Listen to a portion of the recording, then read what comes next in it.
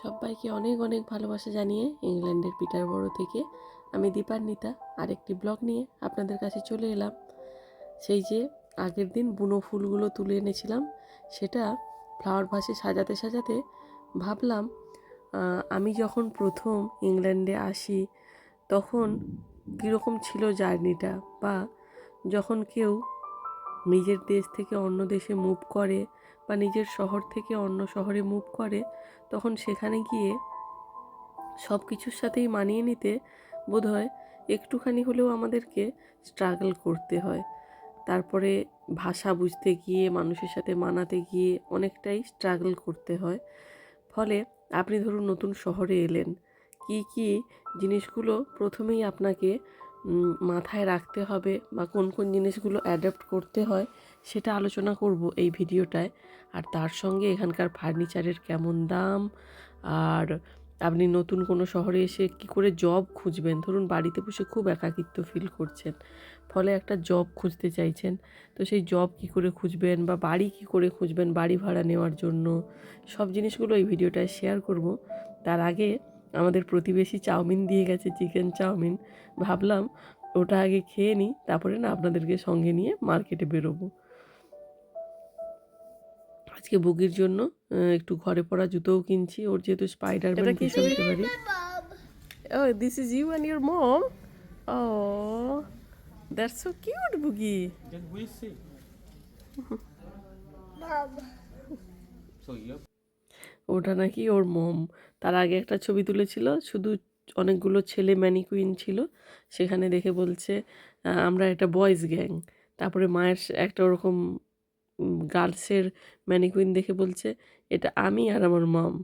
যাই হোক, ওখান থেকে এবার আসবাবপত্রের দোকানে এসেছি। এই দোকানটাতে দেখাবো সোফা, আলমারি, বেড, এই জিনিসগুলোর কীরকম দাম হয় ইংল্যান্ডে। দেখুন স্টোরেজটা এই রকম রয়েছে, মানে বেশ বড় স্টোরেজ এটাতে। তো এটার দাম রয়েছে ওই 850 পাউন্ড মতন, মানে আপনি ধরতে পারেন 80,000 টাকার কাছাকাছি।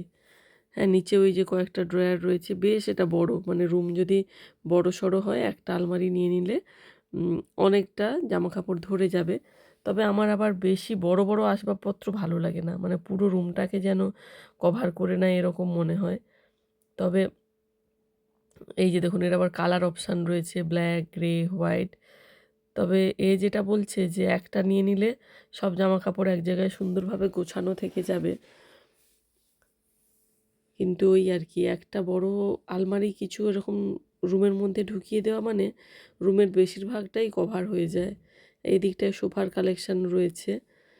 আমি জানি না ইন্ডিয়াতে কেমন ফার্নিচারের দাম এখন। এটা দেখুন, এটা 449 পাউন্ড, মানে ওই ধরে নিন 50,000 টাকার কাছাকাছি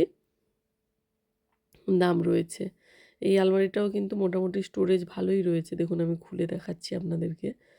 এদিকটা একটা মানে যেগুলো লং ড্রেস, শাড়ি, সেগুলো হ্যাঙ্গারে ঝুলিয়ে রাখার জন্য। তার সঙ্গে এটা পুরোটা এরকম ওপেন করা যায়, তাক রয়েছে, তার সঙ্গে এরকম জামা কাপড় ঝোলানোর সিস্টেমও রয়েছে। আর এই যে বেডগুলো পুরো মানে অনেক ধরনের বেড রয়েছে, ড্রয়ার সিস্টেম বেড রয়েছে, এমনি বেড রয়েছে।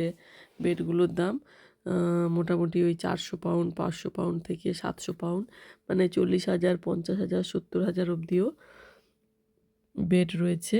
আর ম্যাট্রেস তার সঙ্গে। হ্যাঁ, এখানে একটা কথা বলে রাখি, এখানে না খুব স্প্রিংয়ের গদি বিক্রি হয়। ইংল্যান্ডে আমি যেটা দেখলাম স্প্রিংয়ের গদি খুব বিক্রি হয়, বা বাড়ি যখন আমরা ভাড়াও নিই অনেক জায়গাতেই দেখি যে স্প্রিংয়ের গদিওয়ালা খাট থাকে। ওইটা থেকে কিন্তু আমাদের খুব সমস্যা সৃষ্টি হয় কোমরে পরে পরে। তো ফলে স্প্রিংয়ের গদিটা অ্যাভয়েড করাই ভালো। এদিকেও আরও কিছু আলমারি রয়েছে, আলমারিগুলোর বিভিন্ন রকমের ডিজাইন রয়েছে। আমি আবার ভীষণ কনফিউজড হয়ে যাই দোকানে এলে, মানে সব কিছুই ভালো লাগে, কোনটা নেব চুজ করতে ভীষণ অসুবিধে হয়। এইটা দেখুন, এসব কালার অপশানগুলো বেডের ওই যে বেড হেড যেটা থাকে, তো সেটার কালার অপশান যে এইটাতে আপনি চুজ করতে পারবেন। ওখান থেকে বেরিয়েই এলাম ফুলের দোকানে। ফুল গাছগুলো এখানে বেশ এটা একদম যে লোকাল মার্কেট, সেই লোকাল মার্কেটে ফুল গাছগুলো বিক্রি হচ্ছে। লোকাল মার্কেট থেকে ফুল গাছ নিলে একটা যেটা সুবিধে হয়, অফারে থাকে দেখেছেন? একটা একটা গাছ 8 পাউন্ড করে হলেও আপনি 3টে নিলে তখন কিন্তু দামটা কমে যাচ্ছে, 20 পাউন্ড হয়ে যাচ্ছে। আর অবশ্যই এটা ইংল্যান্ডের সবথেকে সেরা সময়, ফলে ফুলে ফুলে তো চারিদিক ভরে থাকবেই। আম ফুলের বিভিন্ন রকমের বুকে থেকে শুরু করে, ফুলের গাছ থেকে শুরু করে সব কিছুই এখন কালারফুল। যেদিকেই তাকাচ্ছি এত সুন্দর লাগছে, মনে হচ্ছে নিয়ে গিয়ে বাগানে বসিয়ে দিই সব কিছু। এই যে এটা হাইড্রেঞ্জা, আর এদিকে আরও কিছু ফুল রয়েছে। সব মিলিয়ে এখন ফুলের যে মার্কেটটা ভীষণ একদম জমজমাট, বিভিন্ন রঙে রঙে ছেয়ে রয়েছে একেবারে। ওখান থেকে আপনাদেরকে, যেটা আমি ভিডিওর প্রথমেই বললাম, যে নতুন শহরে বা নতুন কোনো দেশে গিয়ে যে জিনিসগুলো হয় আমরা খুব একাকিত্ব ফিল করি, বা কোথাও একটা জব একটা পেলে ভালো হয় বাড়িতে বসে থাকার থেকে। তো তখন এরকম কিন্তু এখানে প্রত্যেকটা সিটি সেন্টারে এরকম কয়েকটা জব সেন্টার থাকে।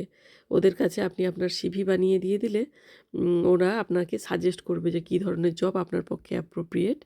আর আদারওয়াইজ এরকম দেখুন এই যে সব এগুলো ব্যানারগুলো লাগানো রয়েছে দেখছেন? প্রত্যেকটাতে কিন্তু সব জবের ডেসক্রিপশান দেওয়া রয়েছে, সব কিছু দেওয়া রয়েছে যেটা আপনার সঙ্গে ম্যাচ করবে। আপনি সেই অনুযায়ী চুজ করতে পারবেন আপনার জবটা, বা আপনি ভেতরে গিয়ে স্টাফও রয়েছে, কথা বলে কিন্তু সিভি দিয়ে জবটা সিলেক্ট করতে পারেন।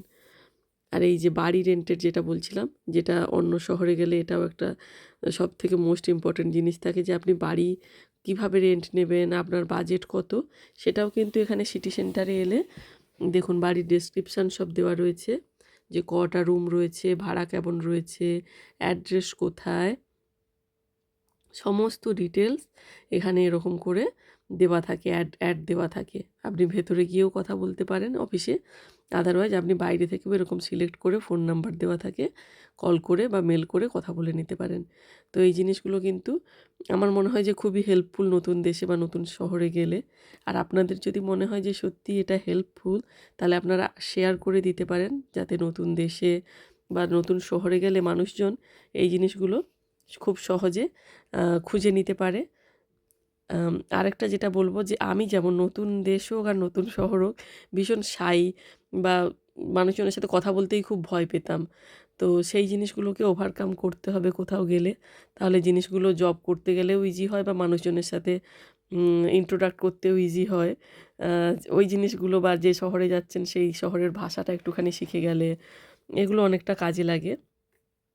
তারপরে ফেরার পথে একটা এত সুন্দর পেন্টিং করেছে ওয়ালে, দেখে আমি আর ছেলে ওখানে একটু ডান্স শুরু করে দিলাম, যে দেখে মনে হলো যেন পুরনো কলকাতা শহরে পৌঁছে গেছি। আপনারা খুব ভালো থাকুন, সুস্থ থাকুন।